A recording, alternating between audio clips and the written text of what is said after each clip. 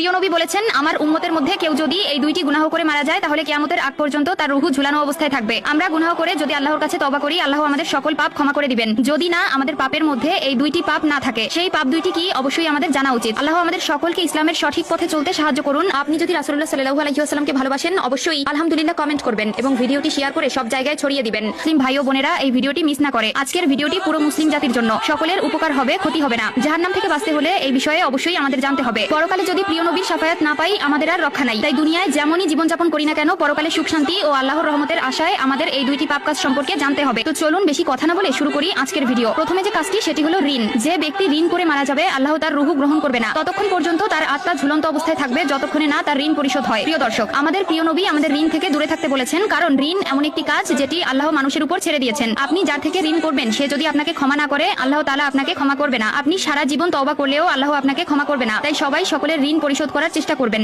ঋণ করে মারা গেলে আর সেই ব্যক্তি যদি আপনাকে ক্ষমা না করে, তাহলে আপনি কখনোই জান্নাতের আশা করতে পারবেন না। তাই ঋণ থেকে দূরে থাকাই আমাদের জন্য উত্তম। কারো হক নষ্ট করে নিজেকে মহান ভাবলে সেটা আপনার জন্য একটি বোকামি হবে। যদি আপনি ঋণ করে মারা যান এবং আপনার পরিবারের কেউ যদি সেই ঋণ পরিশোধ না করে, আর যে ঋণদাতা সে যদি তার ঋণ থেকে আপনাকে মাফ না করে দেয়, তাহলে আপনার জন্য জাহান্নাম নিশ্চিত। নয়তো হাসরের ময়দানে আল্লাহ তার কাছে আপনাকে পাঠাবে ক্ষমা চাওয়ার জন্য। কিন্তু আফসোস, হাসরের ওই কঠিন দিনে কেউ কাউকে চিনবে না। সকলে বলবে ইয়া নফসি ইয়া নফসি, নিজে বাঁচি নিজে বাঁচি। 2 নম্বর যে পাপটি হলো সেটি হলো শিরক। আল্লাহ বলেছেন, আমি সকল গুনাহ মাফ করতে প্রস্তুত আছি যদি না তোমার আমল